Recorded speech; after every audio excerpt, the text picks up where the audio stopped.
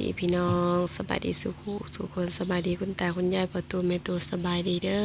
สบายดีเปิดคลิปมากก็เห็นคนขี่ไห้รถพี่น้องเอ้ยสิว่าแม่ลิงไปซ้ายบ่ลงคลิปลายมือเฮิงๆลงเทื่อหนึ่งลายมือลายเดือนลงเทื่อหนึ่งบ่ได้ไปใส่ดอกพี่น้องนี่อยู่แต่กับนี่แหละนี่หัวหมุนก้นสุกอยู่นี่แหละทั้งไหทั้งหัวอยู่ในเวลาเดียวกันอารมณ์เดียวกันจากน้อยไหแล้วหัวแล้วไหเฮ้ยวนเวียนอยู่นี่แหละมิลิงกำลังสิแพ็คขนมฮังกามาใหม่เมื่อวานนี่ไปหลัดขนมฮังกามาสั่งมารอบใหม่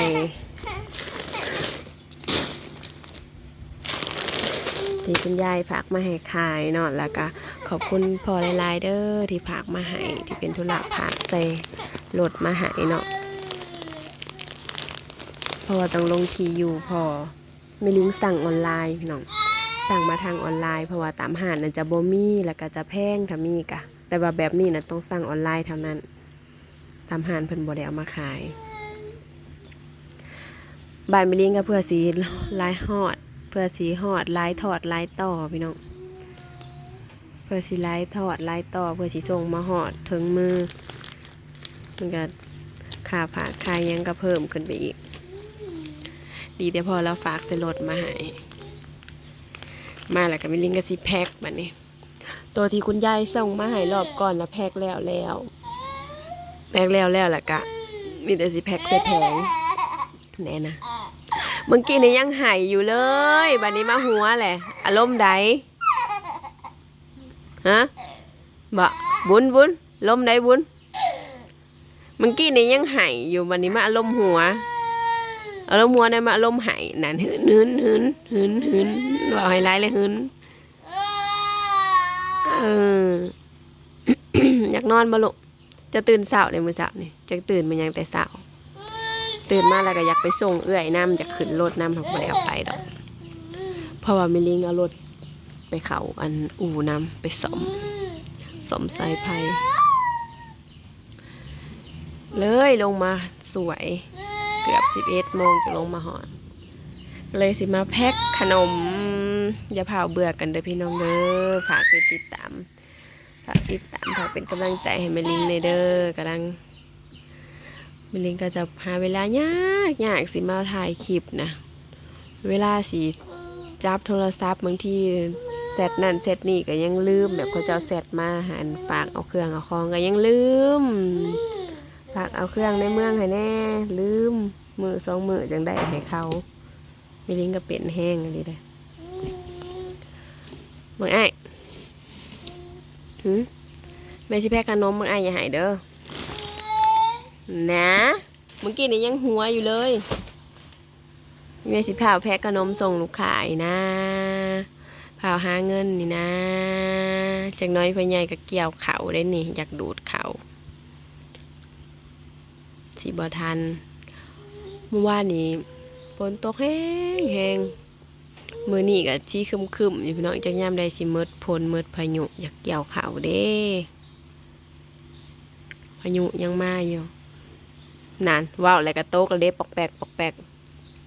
ระวังฝนตกห้ามเด้อมันมาแล้วนั่น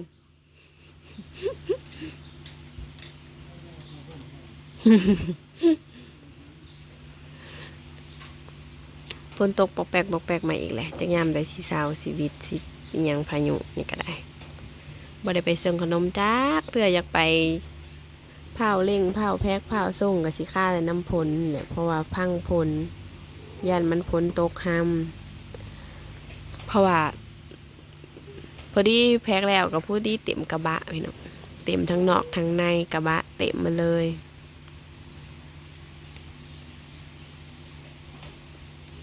ไอ้อืมอืม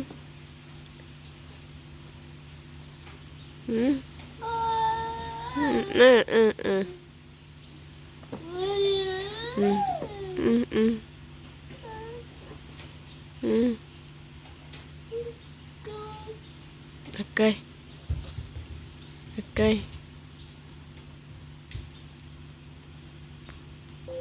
มาจะเริ่มแพ็คบัดนี้แพ็คซีได้ก่อนซีได้ก่อนเป็นตาแพ็คหาแพ็คซีมันงามๆก่อนจังแพ็คมวนซีได้บ่งามแล้วยังบ่ทันอยากแพ็คซีนี่ก่อนแบบนี้ลูกค้าก็ถามหาดีว่าเอามาอีกในเด้อซีนี่ลูกค้ามาก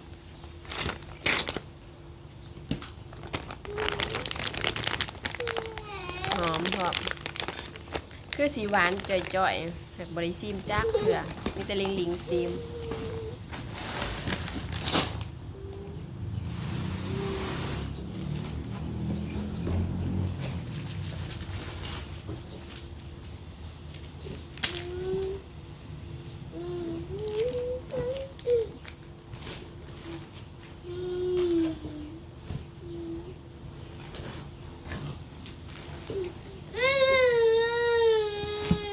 แม่ไปใช่ลูก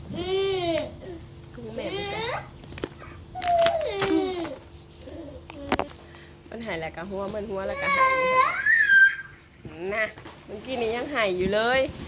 วันนี้มันหัวอีกแหละวันนี้หายวันนี้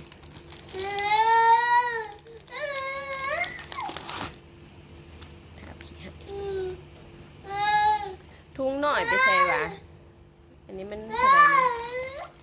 4x6ตัวนี้3x6 3x5เมิดบ่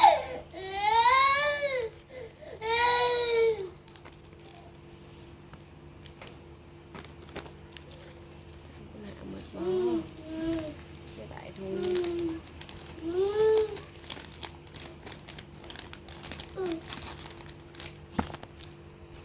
3x5พอดี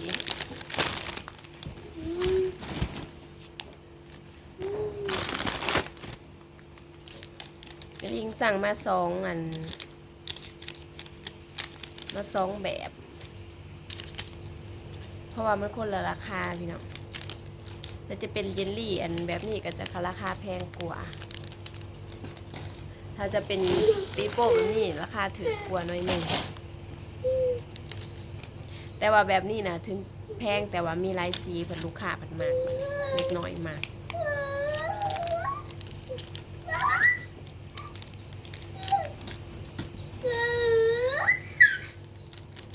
เป็นอีหยัง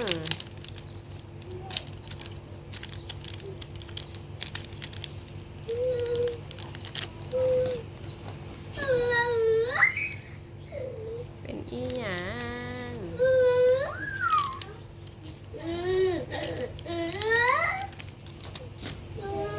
เป็นยังไงเป็นยังเป็นยังไง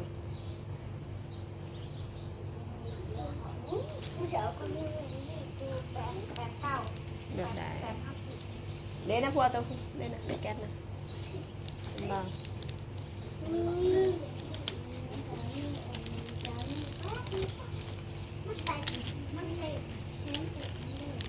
ถ้าเอาจังอันถ้าจังอันเอา1 บาท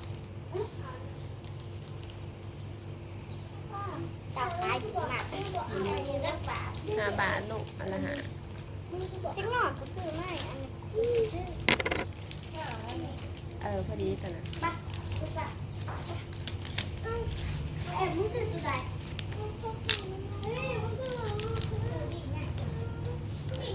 เด็กหน่อยมากทีนี้อ้าว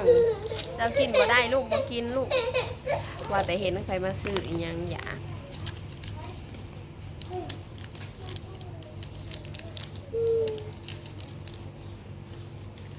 จะกินบ่ได้ได้เยลลี่นี่พิษเท่านั้นนี่พิษคอพิษไอพิษวัดเท่านั้นนี่เจ้าเห็นบ่คือหมูค่ะกล้องเดี๋ยวเด้อกล้องแบบใดแบบนี้หรือเสียเอาตอนนั้นเด้น่ะเบิ่งดูมันมีหยังขยะมาถอกออกเอาลูก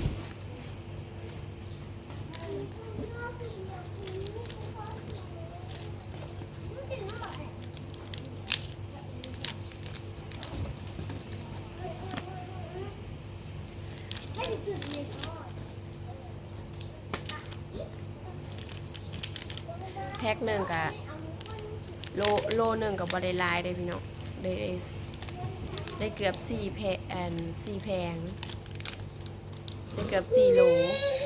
หนึ่งบ่หอดซ้ำถ้าเขาใส่ลายกับบ่หอดซ้ำ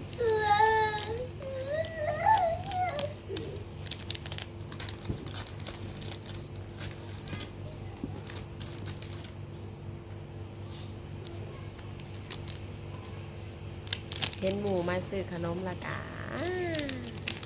อยากน้ำหมูค่ะสวยงาม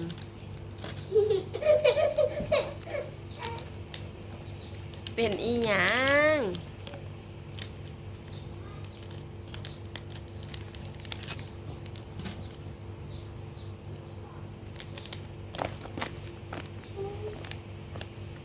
เป็นอีหนัง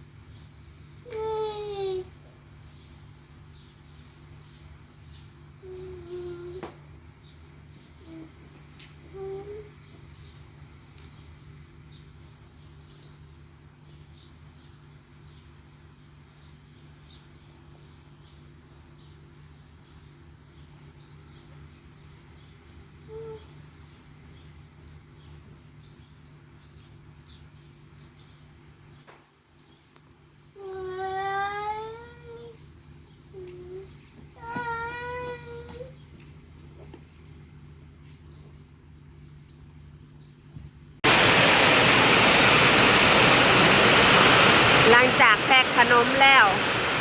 บาดมาแห้งเท่าบาทนี้ได้ไปเอาลิงได้ไปเอาลิง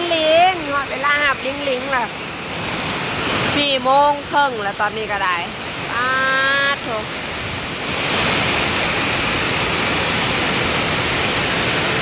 พักหมดเนาะ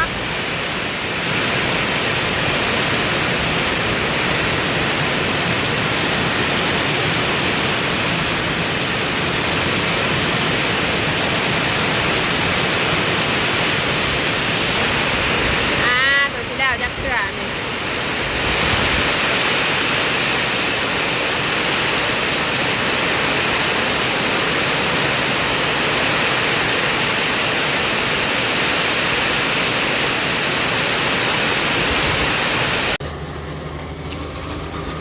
หลังจากฝนตกเมื่อวานอยู่พี่น้อง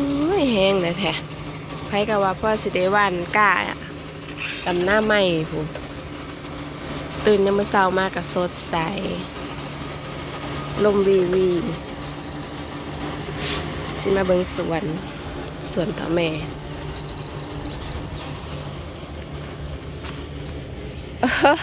ผักซียังคือออกย่ำนั่นนี่มะลิงปลูกอันมักแตงเกิดมามันคือกูดจังสีแบบนี้มักแตงน้อยแต่ว่าเป็นมักแตงเครือว่าซั่นจักสิคือโฆษณาหรือบอกพี่น้องยันได้เขาจัดตัวเด้อผักซี่ยังอีเมลคือหวานไปย่ำนั่นนี่ต้นมะม่วงแม่ลิงใหญ่แล้วจะมะม่วงยังแน่แม่ลิงจับใส่ถุงไว้ทมทานกับฝนตกห้ำทมเอาไม่ใหญ่ว่ะบ่ดังเต่าดอกทมเอา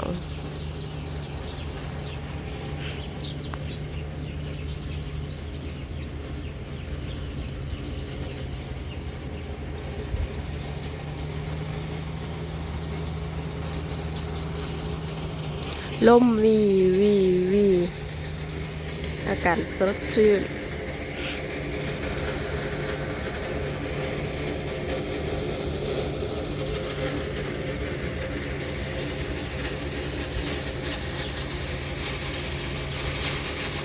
นกำลังขึ้นกำลังสวยมื้อนี้ว่าสิตื่นสิสวยๆมื้อนี้วันเสาร์บ่ได้ไปโรงเรียนตื่นบ่ได้ฮอดเวลาลุก ฮอดเวลาลุกขึ้นมาปั่นห้ำบดห้ำให้เป็ดให้ไก่น้อยมานี่ก็ขอลายเลยทุกคนฝากเป็นกำลังใจให้แม่ลิงในอยเด้อไปแล้วสำบายดี